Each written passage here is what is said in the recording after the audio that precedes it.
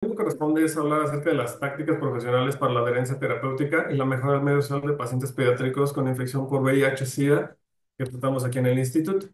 Como lo comentaban previamente, bueno, este hospital atiende padecimientos de alta complejidad provenientes de los chicos de toda la República y dentro de esta especialidad, bueno, tenemos justo la infectología, que se enfoca en enfermedades complejas. Dentro de estas tenemos el virus de inmunodeficiencia humana o VIH, asimismo como el síndrome de inmunodeficiencia adquirida. Estos, para diferenciarlos, el VIH es la fase inicial y la fase de SIDA es la fase donde el virus tiene una replicación del virus al nivel que ya empieza a afectar las defensas del cuerpo y es propenso inclusive a algunos tipos de cáncer. Los chicos muchas veces buscan identificarse en esta fase inicial de VIH, que no tiene nada que ver con la fase de SIDA, pero por cuestiones socioculturales se les llega a etiquetar como el SIDOS o cuestiones que realmente ellos buscan alejarse de esta idea. Pero no, en ese sentido es un padecimiento complejo, como lo vemos por la cuestión sociocultural, y por esta razón es que en el 1995 se conforma aquí en el instituto la clínica de VIH-Sida, la cual está conformada por profesionales capacitados en la enfermedad y consideraron también las características de los usuarios, que son población en situación de alta vulnerabilidad principalmente, con un nivel socioeconómico de subsistencia por las propias características, y por esta razón es que se establece este equipo. Otro aspecto a considerar importante son los medios de transmisión. Existen tres tipos, que es la sanguínea, en razón de el uso de agujas contaminadas, ya sea por uso de drogas o asimismo por la transfusión de componentes contaminados. Otra es la sexual, que este es el contacto con los fluidos con una persona que tenga la infección. Y la perinatal, esta última es la que más nos llega en el hospital, que es la transmisión de la infección por el canal de parto o la leche materna. Pero en el contexto, normalmente las personas se vinculan o tienen la ideología que esto es más o por drogas o por cuestiones sexuales, que es también algo que impacta en esta interpretación de la enfermedad. En ese sentido, se constituye este padecimiento como uno de los mayores problemas en salud pública a nivel global, ya que ha generado millones de muertes en todo el mundo. Y otro aspecto importante es que afecta todas las etapas del desarrollo humano, como lo veíamos desde la etapa neonatal, podemos estar al pendiente de un pequeñito hasta la etapa que nos corresponde en el hospital, que es la mayoría de edad. Tampoco discrimina en cuanto a cuestiones económicas, no discrimina en raza, en religiones, realmente esto impacta a toda la población. Para contextualizar un poquito, en el mundo hasta 2023 lo que reporta ONUCIDA es un conteo de 39.9 millones que vivían con la infección, en tanto ya el sistema de epidemiológica de VIH de aquí de México, en lo correspondiente del año 2010 al 2014, se contabilizan un total de 166.180 casos, de los cuales el 84.39% son hombres y el 15.61% son mujeres. Ya en lo que nos corresponde aquí en el instituto, nuestra población es cautiva. Tenemos hasta diciembre de 2024 53 pacientes confirmados con la infección y 7 que estaban en valoración. Estos 7 en valoración consideramos pacientes hijos de madres con seropositivas, otros pacientitos en valoración por parte del DIF o de la Procuraduría en razón de abuso sexual o porque son hijos de madres en situación de calle. De nuestra población vemos que se concentra un poquito más hacia el sureste y en la Ciudad de México con el 51% de nuestros usuarios, un 32% del Estado de México y los demás vienen de estos estados que se ven en el mapita. De la Ciudad de México vemos una prevalencia en Coyoacán del 28%, en tanto en el Estado de México del 24% en Naucalpan. Estos números cabe señalar que fueron recabados en razón del seguimiento que he tenido con los chicos y se hizo un perfil poblacional de nuestros usuarios y de ahí vienen estos datos, en donde encontramos hasta el 2024 que el 62% corresponde a familias extensivas. Esto es que tenemos al paciente junto con principalmente la mamá y los abuelitos, en donde el 53% de los papás, que serán los hombres, o, se, o fallecieron o se desconoce su paradero, versus un 21% de madres que fallecieron o desconocemos de dónde están. dándonos una idea de que en realidad los que están al pendiente de de los pequeños pues, son las abuelitas y las mamás son las que se encargan de proveer. De ahí vemos un nivel socioeconómico del 1X que corresponde al nivel exento por la situación de vulnerabilidad en el 60% de nuestros usuarios, donde justamente el 37% son las mamás las que se encargan de trabajar, 22% de los papás y un dato relevante son justamente los abuelitos que se deben de reintegrar al ámbito laboral para solventar los gastos. También tenemos familias en donde no hay papá, no hay mamá, y justamente están o con los abuelitos o con los tíos que son los que se hacen responsables de los menores. El 34% de nuestra población trabaja en los servicios, en los comercios o mercados, siendo principalmente mercados, comercios establecidos y empleadas domésticas. Contamos también el 98% es de transmisión vertical, lo que manejamos previamente, y el 2% que tenemos es una transmisión sexual. Un aspecto relevante también a considerar es que estas políticas de detección y prevención desde el embarazo nos han permitido que la madre reciba el tratamiento, se controle y ya no tenemos tanta identificación de pacientes en etapas tempranas en razón de que se están identificando a tiempo, inician tratamiento y ya no hay esta transmisión, lo cual hace que nuestra población básicamente esté creciendo. Por eso tenemos el 47% de población del instituto mayores de 12 y el 25% son escolares de 6 a 11 años. En razón de la problemática, vemos, y retomando, que el VIH lo que hace es colocar al cuerpo en estado vulnerable y lo deja propenso a enfermedades oportunistas como lo es una neumonía, tuberculosis, cáncer. También, como lo comentaban mis compañeros, podemos llegar a tener pacientes que compartimos en este sentido. Y vemos en la fase avanzada justo en esta fase de cáncer. Tenemos tratamiento, sí existe un tratamiento antirretroviral que es altamente efectivo, el cual no cura la infección, sino que a través de esta combinación de fármacos lo que hace es detener la multiplicación del virus, haciendo al virus intransmisible, logrando los pacientes tener una vida normal. Pueden tener esposa, pueden tener esposo, pueden tener hijos, con la probabilidad muy, muy baja de que esta infección se transmita, pero no es un conocimiento que de repente se tenga en el común. Por lo tanto, también se genera todo este desconocimiento y los estigmas. El otro aspecto relevante del tratamiento es que es de alto costo. La ventaja es que el gobierno lo que ha hecho es dotarlo de forma gratuita a través de lo que es el Secretaría de Salud, el IMSS, para todos los usuarios. Y lo que intentamos es que justo vengan por él, porque de repente no les, al ser gratuito, no lo valoran. El explicarles la importancia y lo que cuesta nos ayuda también a que ellos tengan este cuidado del tratamiento. Adicionalmente, pues se sabe ahorita actualmente en el mundo, existen nuevos tratamientos que son inyectables, que nos podrían facilitar un poquito también la adherencia terapéutica. Un aspecto relevante acerca de la política es que este tratamiento es permanente, es de por vida, lo cual de repente en la etapa de adolescencia contamos con esta situación de que los chicos al identificarse que el hospital y los papás tenemos el control de su cuerpo, pues generan estas actitudes medio de oposición. Sin embargo, ya está descrito en la literatura que esto es básicamente hasta esperado.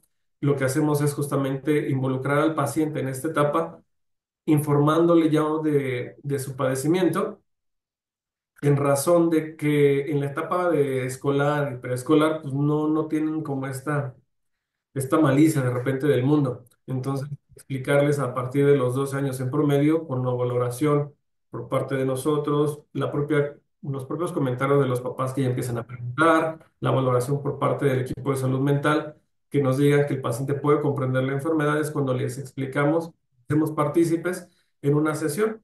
Entonces, también es parte de lo que hacemos de la ventaja del tratamiento y cómo lo buscamos solventar a través de la adherencia. Un aspecto relevante acerca del VIH, que todos de repente lo hemos visto, es el estigma y las acciones de discriminación que se generan. Por ello, retomo la definición por parte de la Organización Panamericana de la Salud, perdón, acerca del estigma, que es una marca que excluye a una persona de las demás y que disminuye su valor en el grupo social al cual pertenece, Y la discriminación la define como una acción o decisión que amenaza a una persona o un grupo de personas de forma diferente y que puede estar basada en la raza, origen nacional, étnico, el color, la religión, sexo, edad, discapacidad físico-mental.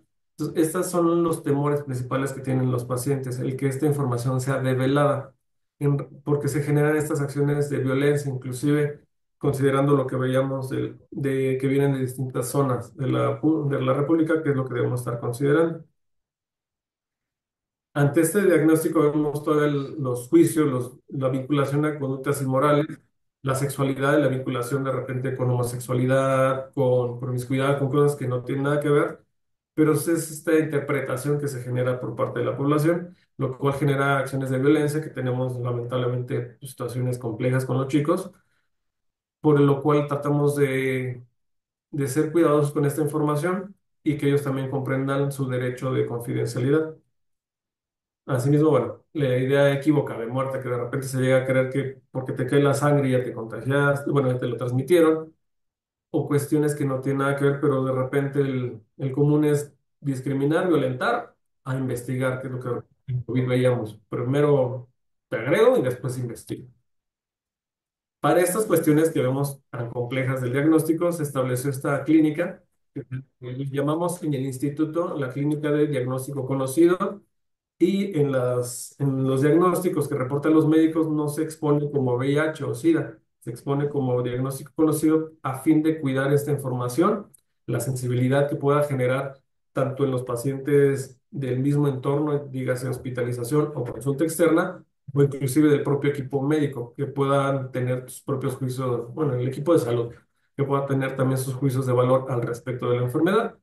En ese sentido, se establece la clínica por parte del equipo médico, trabajo social, salud mental, en donde tenemos psicólogos y psiquiatras, también personal de enfermería que nos apoya con todos los cuidados, personal químico que se encarga del procesamiento de las muestras y personal administrativo y de farmacia quienes se encargan de hacer todos los trámites con Censida para las altas, bajas, transferencias de los pacientes y dotar medicamentos. Este equipo lo que hace básicamente es buscar una atención integral en aspectos biopsicosocioculturales inherentes a este padecimiento que de repente es muy complejo, generando una atención individualizada y acorde al contexto de cada usuario, entendiendo que tenemos pacientes de la sierra, en donde inclusive contamos unos años con Caletra o medicamentos que requerían refrigeración y si por ejemplo en la sierra pues no tenían los como le hacíamos. No es lo mismo en una comunidad urbana o suburbana, por eso es que tenemos que tratar a cada paciente de acuerdo a su propio contexto e ideología. En ese sentido, la intervención por parte del trabajador social, somos los responsables de investigar aspectos relevantes en las historias de vida, prevenir para potencializar los factores protectores en el proceso de salud, enfermedad, atención de todos los pequeñitos, entendiendo que no todo el tiempo van a estar enfermos. Entonces, son procesos que debemos estar ahí al pendiente para orientar acerca de cómo es el padecimiento, el pronóstico y todos los planes que se van estableciendo en conjunto con las familias. Para esto se trabaja en la metodología de casos, tanto en hospitalización como en consulta externa, que hacemos la investigación, establecemos un plan y este se va ejecutando conforme va el seguimiento. Otro aspecto que también llegamos a hacer es intervención de grupos, haciendo talleres para los niños, niñas y adolescentes acorde a sus necesidades. Esto nos permite poder tener un acercamiento más real a lo que ellos necesitan y al atender estas situaciones también podemos impactar de mejor forma a lo importante que es la adherencia al tratamiento. Tenemos también algunos antecedentes de atención en comunidad, no es tan común por el tipo de hospital, pero sí se ha generado esta salida del personal del hospital a comunidad. ¿En qué sentido? Al de repente conocer si en la escuela se llega a develar el diagnóstico por alguna situación y que se empiecen a generar actos de discriminación o rechazo, el personal de salud ha llegado a ir a las escuelas para trabajar con la comunidad, principalmente directores y profesores, para explicar acerca de cómo es el padecimiento y también los derechos que tienen los pacientes y esto ha ayudado a que ya no se generen mayores situaciones de violencia que vulneren los derechos de los usuarios. Para esto, bueno, tenemos técnicas como la observación, una parte muy importante de lo que vamos viendo, no solamente de este diálogo, la observación de los usuarios, de su entorno, de su lenguaje, de todo. Tenemos también la técnica de la entrevista. En esta nos permite, ya es la parte de donde vamos a hablar más y esta retroalimentación con los usuarios de qué entienden por diagnóstico, de repente quitar todos estos mitos que puedan tener, toda esta mala información que los puede llegar a afectar y comprender que ellos básicamente pueden tener una vida normal como cualquier otro de sus pares. También hacemos visitas para conocer al paciente en su entorno, que esto es una parte importante también, en el sentido que allá de repente vamos a ver situaciones que aquí no vamos a identificar. Partimos para eso también de instrumentos, como el estudio socioeconómico, que es este primer acercamiento que tenemos con los usuarios cuando llegan al instituto, siendo un panorama general de sus características socioeconómicas. Posteriormente, en la hospitalización o en la consulta externa, hacemos este estudio social, en donde ya vamos a andar más desde los propios antecedentes de la conformación de la familia, conocer un poquito de dónde podrá venir inclusive este padecimiento, que por esta sensibilidad que podemos tener con los usuarios nos pueden compartir cosas que nos ayudan a orientar a los médicos y que ellos mismos puedan, los usuarios, identificar actos previos y tratar de contener esta transmisión de la infección, respetando siempre los derechos de confidencialidad y exponiendo sus obligaciones también como parte de la enfermedad. Otro aspecto importante es el familiograma, al ser una representación gráfica de la familia y sus interacciones que nos permiten comprender también esta dinámica de la familia y los informes sociales que vamos generando constantemente ya en las consultas o en el área de hospitalización. En ese sentido, la atención que tenemos por parte de hospitalización en pacientes nuevos, una vez que se llega a un paciente con una sospecha, se le toman los laboratorios y los médicos nos informan de que hay un paciente con sospecha y estamos al pendiente de los resultados. Una vez que se confirma el diagnóstico, hemos identificado estas tres opciones, que es un paciente que no tiene ni idea de qué es lo que se encontró, incluyendo los papás.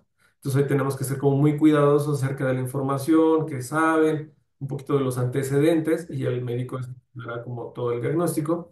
Pero aquí vamos identificando desde la propia entrevista. También vemos pacientes que son referidos por sospecha. Esto es que ya en algún hospital dieron alguna valoración y los familiares vienen aquí con la idea de qué es lo que estamos buscando. Entonces, ver a través de la entrevista que conocen, que identifican, qué, qué de repente creen de la enfermedad inclusive para poder trabajar en conjunto y resolver todas estas inquietudes o dudas o estigmas que se puedan generar. Otra opción son los pacientes con conocimiento de diagnóstico. ¿Qué es esto? Pues que el papá o la mamá ya están confirmados con diagnóstico, que en el otro hospital ya les hicieron una valoración al paciente y ya confirmaron, entonces ya vienen con una idea más clara de qué es lo que estamos buscando. Esto nos ayuda a identificar qué caminito y con qué cautela vamos a ir manejando la información para no generar una crisis de antemano. Primero ir trabajándolo junto con el equipo de salud. Otro aspecto en hospitalización son los usuarios que reingresan. Estos pueden ser pacientes que tienen a razón de alguna falla, genera algún problema de salud. Puede ser una neumonía, una tuberculosis, algo que no se tomaron, ya generan algún problema, incluyendo los cánceres, por ejemplo. Otra forma de que regresen los chicos es por la resistencia. ¿Esto qué es?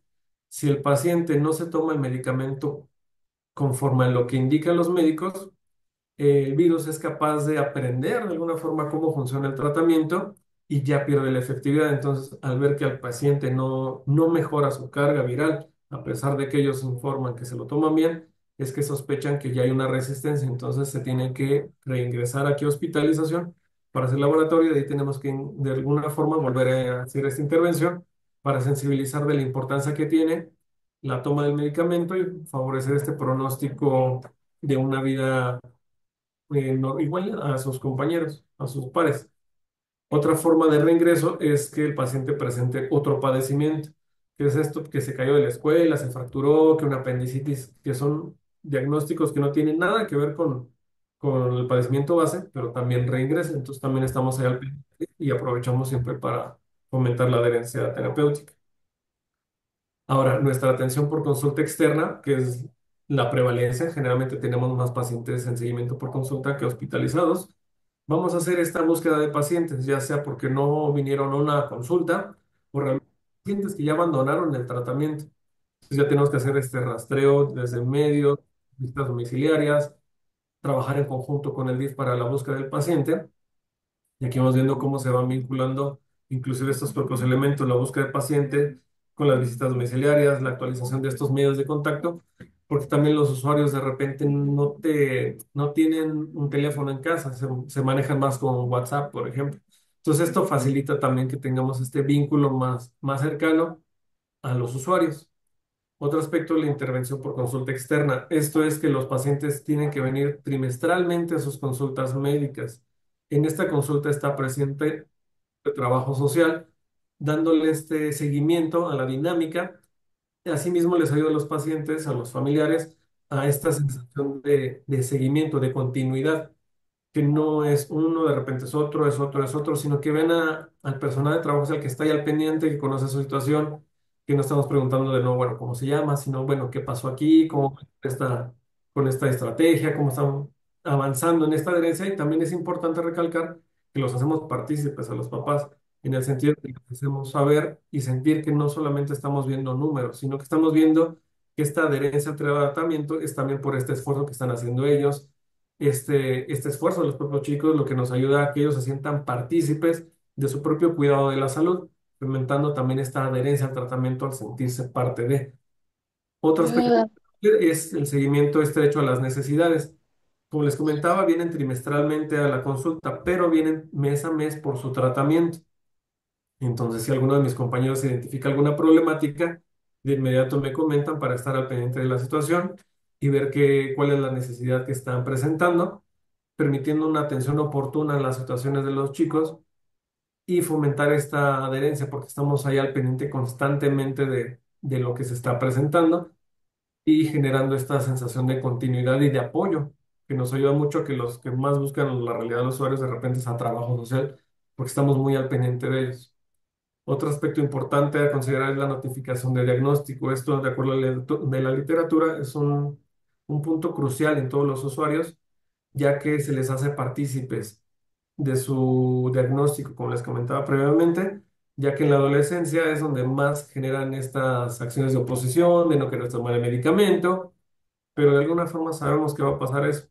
Entonces, una vez que damos este seguimiento y vemos en promedio de los 12 años que ya se empiezan a comparar con sus pares, que ellos no van tanto al hospital, que no tienen que tomar medicamentos, es cuando cuestionan qué es lo que está pasando con ellos. Entonces, los familiares nos comentan, muchas veces preocupados por este sentimiento de culpa, al develar que de alguna forma, en razón de una acción que generaron los papás, se transmitió la infección a los hijos. Entonces, aquí se hace una sesión donde están presentes forzosamente los médicos, personal de salud mental y trabajo social para explicarle al usuario qué está pasando, la importancia del tratamiento y hacerlo ver de forma diferente a un momento crítico, algo caótico, algo pesado, sino en el sentido de que ahora, como ya han crecido, pues ahora los vamos a hacer partícipes de su propio cuidado. Entonces, delegarles esta responsabilidad a ellos también de repente les da esa sensación de, bueno, pues yo también ya puedo entender y que me consideren como alguien grande. Esto nos ha ayudado mucho a que los pacientes, en esta etapa tan difícil, entiendan la importancia y empiecen a tomar su medicamento. Entonces, es una parte relevante en la cual estamos partícipes trabajo social. Posteriormente en las consultas vamos resolviendo dudas acerca de esto por justo muchas cuestiones socioculturales que se pueden llegar a tener acerca de la enfermedad, en el sentido de que como mujer, de acuerdo a la literatura, perdón, la mujer es dadora de vida, la que tiene que estar sana en ese sentido. Y al tener esta enfermedad, pues se genera este rompimiento. Lo que hacemos en estas notificaciones también y durante el seguimiento es explicar que no es así. En realidad ella con una buena adherencia, sus niveles del virus van a estar, le decimos dormidos, utilizamos analogías, en el sentido que es un carrito que si le das el tratamiento, lo vas a frenar y de ahí no se va a mover. Entonces puedes tener esposo, puedes tener los hijos que tú quieras, con el riesgo mínimo a que se transmita, cuidando justamente que, que tenga su bebé esencialmente por cesárea, se le prohíbe darle leche materna. Entonces le quitamos también esta carga de cultura a un padecimiento que de repente se cree que no vas a poder hacer mucho o generar familia, proyecto exitoso. En razón del hombre también se entiende, de acuerdo a la literatura, que el hombre debe ser el fuerte, el proveedor, el que debe estar ahí dando seguridad. Y al tener la enfermedad, se genera este sentimiento de, bueno, estoy débil, no voy a poder, pero justo buscamos quitarles todos estos mitos, hacerles entender de nueva forma que ellos van a tener una vida igualita que sus compañeros y en el sentido de que pues vamos a estar a nosotros al pendiente para cualquier situación que se pueda presentar. Otro aspecto que hacemos en la consulta es las referencias. Referencias en el sentido de que cuando notificamos un diagnóstico, muchas veces no notificamos solamente al paciente, porque se tiene que buscar de dónde viene. Entonces notificamos también a los papás, que son los que muchas veces van a tener el diagnóstico, papá y mamá, y ellos también hay que referir a las instituciones para adultos que tengan la especialidad y que ellos entiendan la importancia del tratamiento, porque buscamos en este sentido explicándoles que si tú tienes los dientes sucios y no te los lavas, ¿cómo le vas a decir a tu hijo que se lave los dientes? Entonces lo hacemos partícipe también a ellos de que sean el ejemplo para los chicos en que lo hagan en conjunto, de que esto sea parte de un hábito, no que sea algo como diferente a los demás. Otro aspecto de las referencias es que vamos a hacer referencias de los pacientes una vez que cumplen la mayoría de edad. Los mandamos, si son de los estados, a los capacits, a los hospitales también, o si son de la Ciudad de México, los referimos a clínica especializada Condes. Tenemos también la otra opción de referencia, que es por seguridad social. Si los pacientes cuentan con seguridad social, podemos referirlos a su atención médica.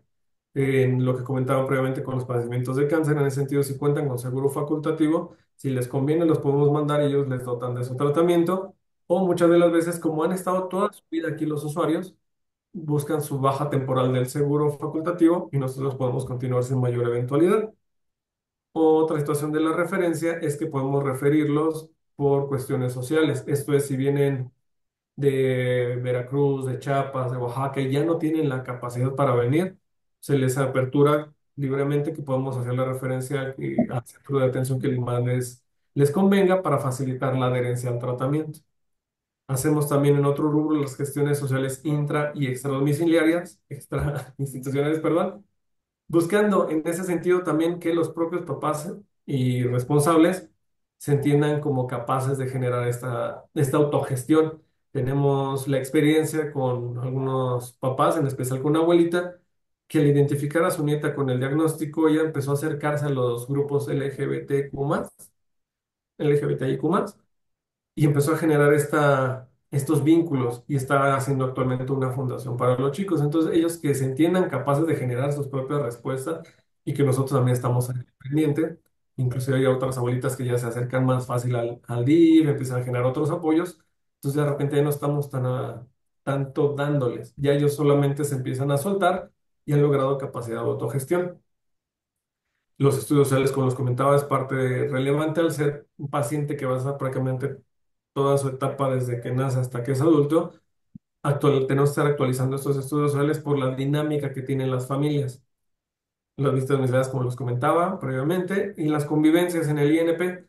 Reconociendo que es una población cautiva, están muchos años aquí. Ellos mismos lo señalan como su segundo hogar. Entonces buscamos que vean al personal de salud también como personas, que este hospital también puede ser un lugar diferente a donde te pican, donde te sacan sangre, donde te dan medicamento. Se generan estas convivencias donde apoyamos en redes, se generan comienzos de fin de año, de repente regalitos, buscándole dar una cara diferente al hospital.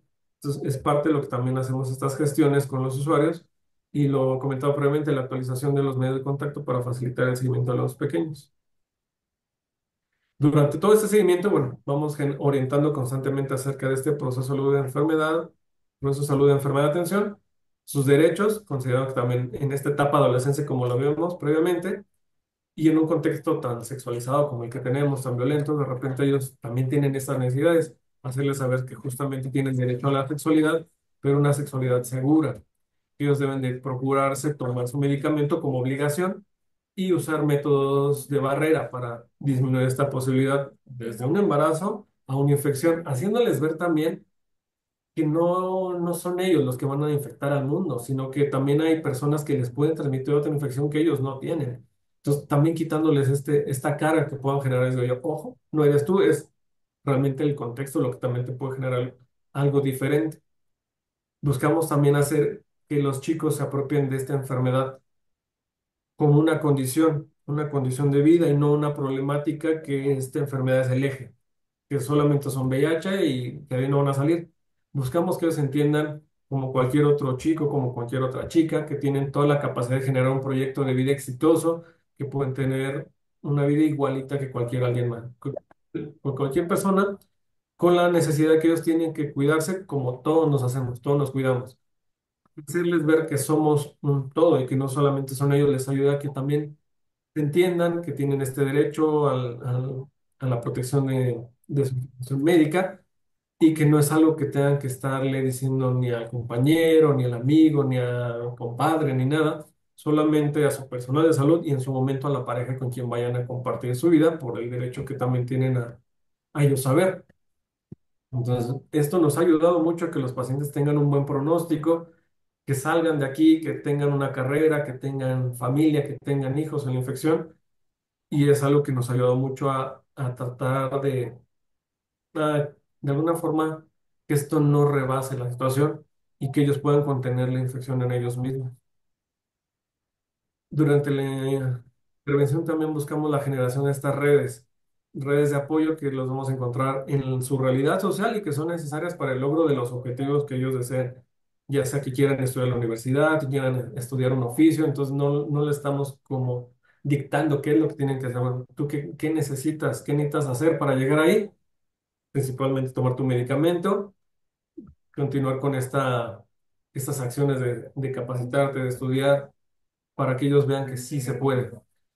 Buscamos también generar en ellos este desarrollo del potencial creativo para que encuentren la solución a problemáticas, que de repente no dependan del trabajador, la trabajadora para saber qué hacen en X o Y situación, sino que de repente también nos ha pasado, en el mismo ejemplo anterior de que se filtró la información de alguna forma en la escuela, y los papás Hola. decían, y los papás nos decían, yo ya trabajé, yo ya lo hablé con los papás, con la escuela, la autoridad, y les expliqué los derechos a los que tengo, y ayuda a que de repente ya ellos me dicen, ya hablé lo que me han dicho en las consultas, yo ya lo hablé allá y me ayudó a contener. Entonces ellos ya de repente no requieren tanto de nosotros porque esta orientación constante nos permite que ellos se identifiquen como opciones de solución. Y lo que comentaba previamente, su capacidad de autogestión de necesidades. En cuanto a las redes de apoyo, vemos las redes primarias que están basadas en la familia, en las amistades, en el vecindario, que es donde trabajamos muchas veces, y considerando también que este estigma también es algo diferente en comparación a otros padecimientos. Pensando de repente en un padecimiento oncológico, de repente lo puede ir con el compadre, con los abuelitos.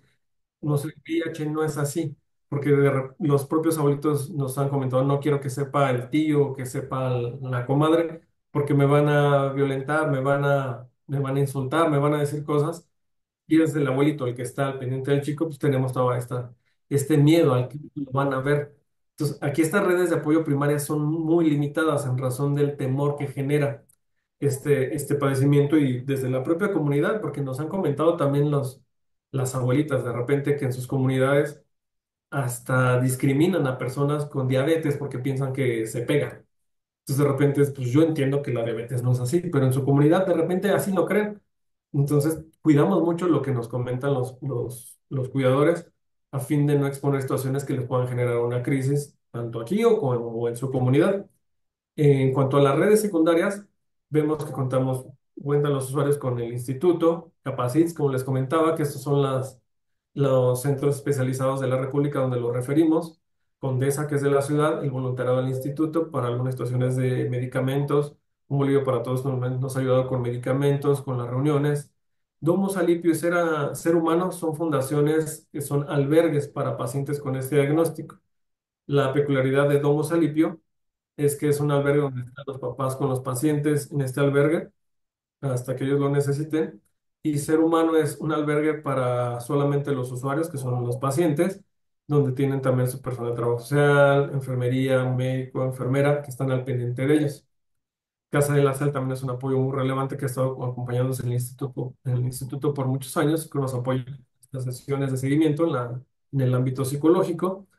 Fundación Somos Luz también es una fundación que se integró recientemente en 2024 y nos apoya con lo que requieran los usuarios o esas convivencias. y del DIF. Realmente nos apoyan para muchas cosas, para el rastreo, para lo que se haga falta. Son una red muy importante para el seguimiento de los usuarios. Acerca de los resultados y beneficios, Lucas, vemos que hemos recuperado a los pacientes que han abandonado tratamiento.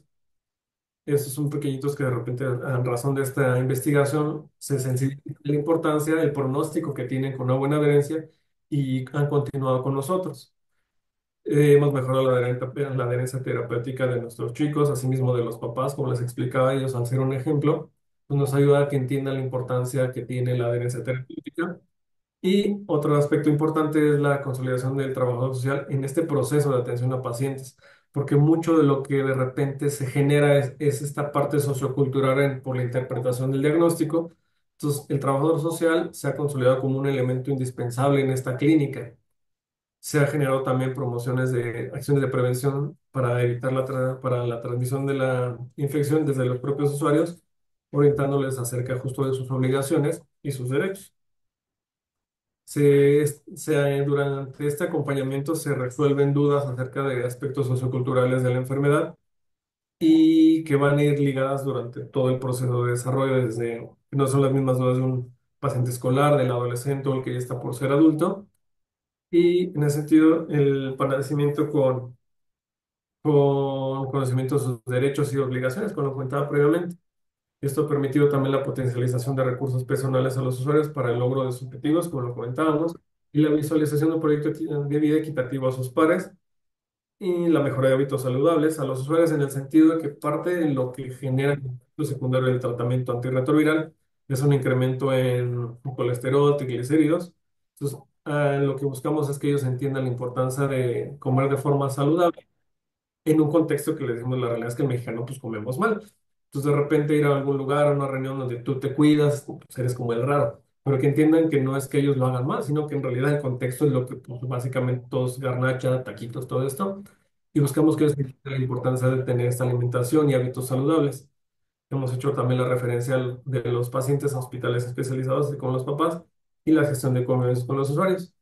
Parte de los logros también se han logrado realizar actividades de docencia con estudiantes de la UNAM y del Politécnico, de la práctica de especialización, así como de servicio. Han estado con nosotros acompañándonos 6 meses o un año inclusive. Otro de los logros es la investigación. Considerando que es un instituto de tercer nivel, también participamos en acciones de investigación para que este conocimiento, perdón, para la generación de conocimiento. Hemos hecho, como vieron hace un momento, este perfil poblacional, que lo tenemos anual. Hemos participado en los FODAs de la clínica, en el proyecto del manual, las especificidades, protocolos. Entonces también estamos participando en este ámbito de la investigación. Y prácticamente para terminar nuestras consideraciones finales, me va a permitir leerlo tal cual, que es indispensable el acercamiento a la población a fin de conocer sus necesidades y reconocer que viene un contexto que incrementa las desigualdades sociales, prevaleciendo aspectos socioculturales de rechazo y violencias a las personas con VIH y SIDA. Es por ello que se requiere de un trabajo colaborativo entre profesionales, quienes deberán tener como objetivo en común la mejora de las condiciones de salud de los usuarios. Y bajo esto, bueno, sería todo por parte de mi presentación y les agradezco mucho.